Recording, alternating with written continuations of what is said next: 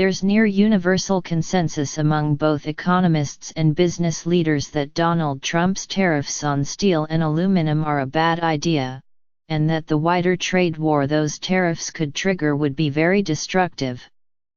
But the chances of heading off this policy disaster are small, because this is a quintessential example of Trump being Trump. In fact, the tariffs are arguably the Trumpiest thing Trump has done so far. After all, trade, like racism, is an issue on which Trump has been utterly consistent over the years.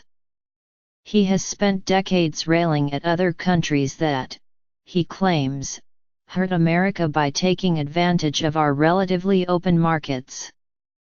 And if his views are based on zero understanding of the issues or even of basic facts, well, Trumpism is all about belligerent ignorance, across the board.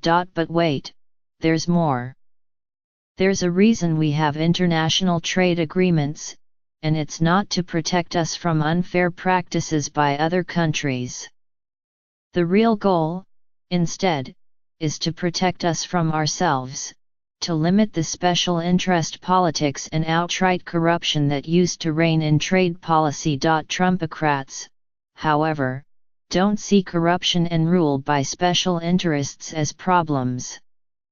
You could say that the world trading system is, in large part, specifically designed to prevent people like Trump from having too much influence. Of course he wants to wreck it. Some background. Contrary to what some seem to believe, textbook economics doesn't say that free trade is win-win for everyone. Instead, trade policy involves very real conflicts of interest. But these conflicts of interest are overwhelmingly between groups within each country, rather than between countries. For example, a trade war against the European Union would make America as a whole poorer, even if the EU didn't retaliate, which it would. It would, however, benefit some industries that happen to face stiff European competition. And here's the thing, the small groups that benefit from protectionism often have more political influence than the much larger groups that are hurt. That's why Congress used to routinely pass destructive trade bills, culminating in the infamous Smoot-Hawley Tariff Act of 1930. Enough members of Congress were bought off, one way or another, to enact legislation that almost everyone knew was bad for the nation as a whole. In 1934, however, FDR introduced a new approach to trade policy, reciprocal agreements with other countries, in which we exchanged reduced tariffs on their exports for reduced tariffs on ours. This approach introduced a new set of special interests, exporters, who could offer countervailing power against the influence of special interests seeking protection. F.D.R's reciprocal agreement approach led to a rapid unwinding of Smoot-Hawley, and after the war it evolved into a series of global trade deals, creating a world trading system that these days is overseen by the World Trade Organization. In effect, the U.S. remade world trade policy in its own image. And it worked.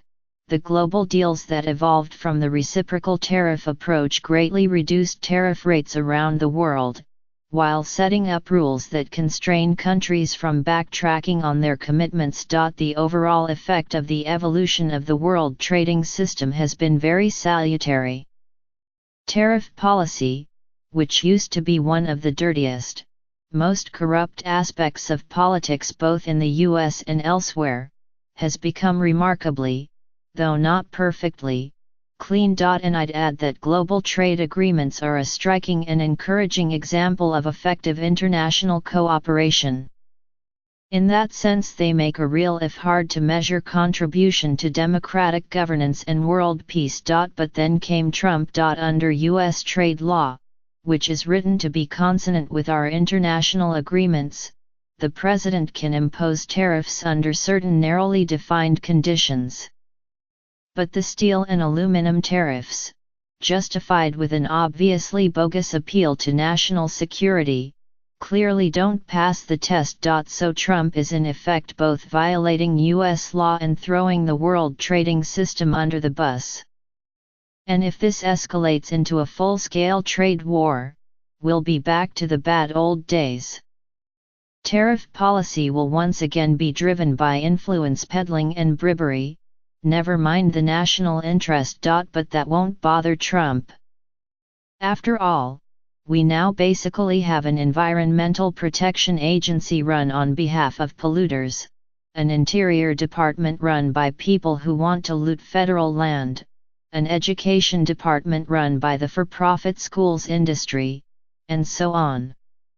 Why should trade policy be different? It's true that many big businesses and free market ideologues, who thought they had Trump in their corner, are horrified by his moves on trade.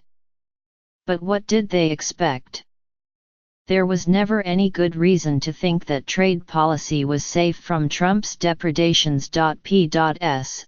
I'll be taking questions on Trump and trade over the next few days. Leave questions here or here, and I'll answer some of them next week.